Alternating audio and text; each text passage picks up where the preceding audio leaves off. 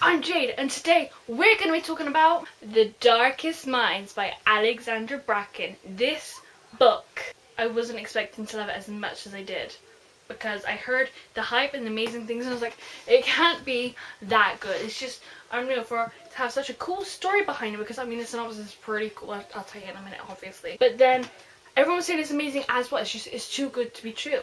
But then I read it, and it's good. It's very pretty as well. I don't know if you can see, ooh, nearly. But like the background has like these different colours. It's Clockwork Angel all over again. Not even gonna bother. It's a dystopian novel, a young adult, of course. It's about, what's it about? This epidemic hits America and these kids just start dropping dead. You know, they might get one or two symptoms, but other than that, they're just, you know, they're dying. And it's only the kids, it's like from the ages like 8 to 15 roughly, and it's really weird, and everyone starts getting really freaked out because loads and loads and loads and loads of kids are dying, and so the government starts to panic. But then the government get more worried about the kids that are left, because these kids are left with weird unnatural abilities. They can control stuff with their minds, and they put colours to the abilities. So you got the greens, the blues, the oranges, the yellows and the reds, and these kids get shipped off to concentration camps because the government don't really know what else to do with them, and they want to kind of cure them because they're afraid of them or whatever.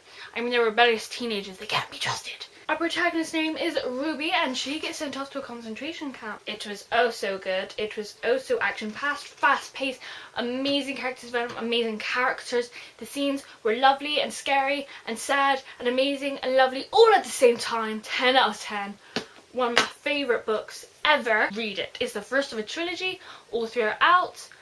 I read the first chapter of the second book, but then I got into another reading slump. Just go read it, and then we can discuss. You don't want to be spoiled. I'm about to spoil you. Goodbye if you haven't read the book. I was not prepared, as I had said, for the emotional rollercoaster that this was going to be. I heard there was action-packed, and it was gritty, and that it was fast-paced, and just so much goes on. But I was not prepared for quite as much to happen. I wasn't prepared to love Ruby as much as I loved her. You know, first couple chapters, didn't really like her that much. She kind of annoyed me, a little bit whiny. I have now learned that I love Ruby. She's so brave, she's so smart, she's just all around awesome.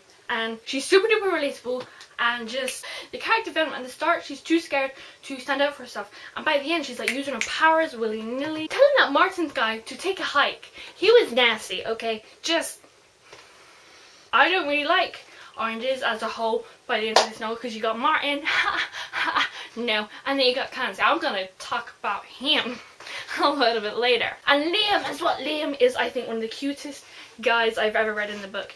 Of all the bookish boyfriends, he's on the list. What happens at the beginning of the book? Ooh, Sam. So she wasn't particularly a very good friend, because, you know, she expected Ruby to get in trouble with her. But the bit that I found interesting was when Ruby erased her from her mind. Now, she said to the guy that she was a green. Up until this point, we think she's a green, I think. And it's really kind of like questioning the abilities, because we don't know all that much about oranges. We don't know the full extent of the ability, and we don't know how dangerous they are. We don't know a lot. We just know one in the beginning tore someone's face apart, and there's this big hullabaloo about them, and they went. And she doesn't know how to control them, and this is a big thing. She doesn't know how to control them. She's constantly worried that she's going to erase herself from someone that she doesn't want to be erased from.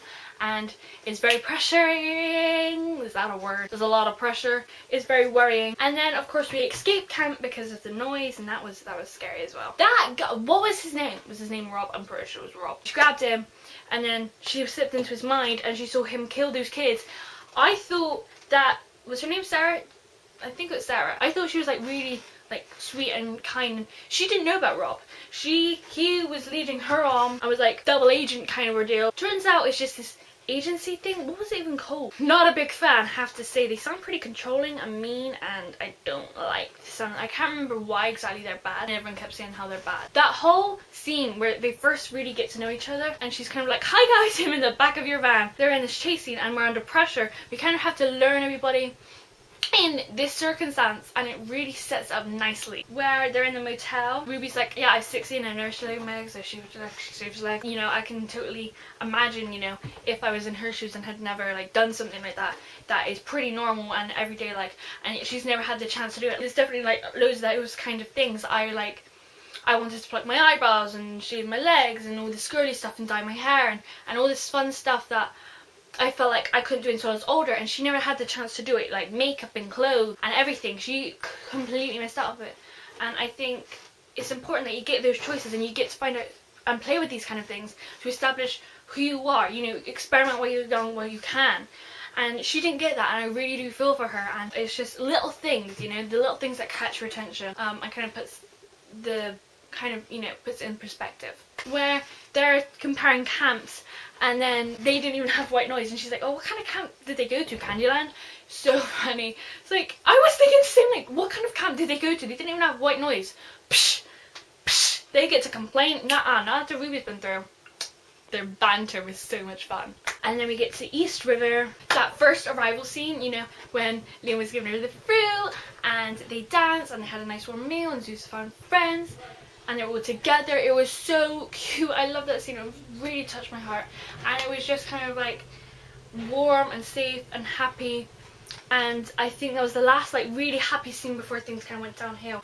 Oh my god, Clancy. Okay, from the very beginning, okay, I did not trust him. This slim kid, whatever the hell he was, I couldn't have seen that going down well. This kid doing this stuff, everyone, especially because he's an orange, you know, he can manipulate people. We know that much. No good feelings about this. And then we meet him, and he's Clancy, and he's the president's son. First of all, fishy. Second of all, he stands there and he says Ruby, and then starts weirding her out. He's alive. I'm worried. I definitely think he's going to become something bigger. I mean, hearing this backstory is kind of, you know, touching how, like, he's the president's son, how he had, like, father issues, whatever, but still, no. And the little voice in the back of her head, the whole time I was screaming at the book, that's Clancy, what the hell, why would you let him in there, okay? He's this creepy dude. He creeped you out a number of times. I don't think she ever like completely felt at ease with him until she kind of got to know him. But at the beginning she definitely felt weird and uncomfortable with him. And then they had that kind of, you know, he pushed too hard or whatever, and she was paralyzed. And then she definitely felt weird after that as well. Why would you continue to let him go in your brain where you can see everything? You're completely vulnerable. You don't, her gut motive at first was to not trust this kid. Why did she not listen? Why did she not think? The bit where she goes into Liam and he was like, you look like a girl I used to know, my name's Liam, hi, how are you, what's your name, blah blah blah blah blah. And she kind of genuinely like stops. I genuinely thought that she had a racist mind or Clancy had a racist mind. Clancy was jealous, and I don't know if he actually loved her or not, because genuinely I thought he did, but maybe he's just, you know, daddy issues and can't get over himself. Could be the case. That part where Liam was joking around like, yeah, you look like someone I used to know. Tears and just, why would you do that to someone? Oh, Liam, not okay, not okay. Oh, I completely forgot about the part where she finally comes out about being orange, and she's with this lady Jane or whatever, and she's like, you will stand up and you will go over there and you will sit down, you will stay there. And she just kind of owned it, and she was just so cool. She woke up and she thought they would hate her and they didn't, and Liam kind of held her shoulders or her head or something and was like, look, we care about you, blah blah blah blah blah. Even Chubbs was being really nice. And then the bit before that, when they were like behind the building, whatever, just Liam and Ruby, and she fell or whatever, and she grabbed hold of him and she went into his mind or something like that, and then she was really worried about it afterwards, and she's like, oh my god, I just went into his mind. Didn't she hit him in the head? I was like, oh sorry, I'm letting you fall next time, darling. I loved how he said darling, that was so cute. And then she was kind of like, oh, okay, I just went into his head, now what? Like, starting to cry and all this. And he's like, no, I'm joking, of course I won't, of course I catch him. He was the cutest thing ever. Anyway, back in East River, he kissed her. That's what started this whole thing off. He kissed her. She told Liam, because Liam and Ruby had like gotten close again, and then Liam kind of was like, oh okay, because didn't she like chuck off her top and she was running around in her bra or something, and he was like, okay, you need to put some clothes on. And watching Liam get mad, she's like, yeah, you get him. And then Ruby finally comes clean about her parents. Now this whole time I have wanted to know so badly what happened to her parents. I was not prepared.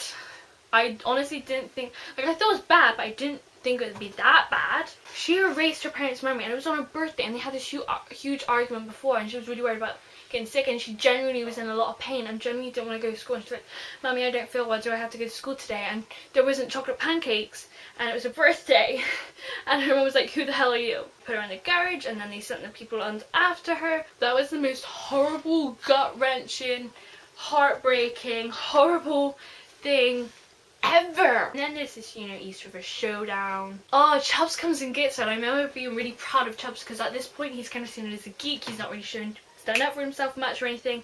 And I think in the East River he really kind of came into his own and kind of got this confidence to him. And he was throwing people around and getting Ruby and saving the day, and it was awesome.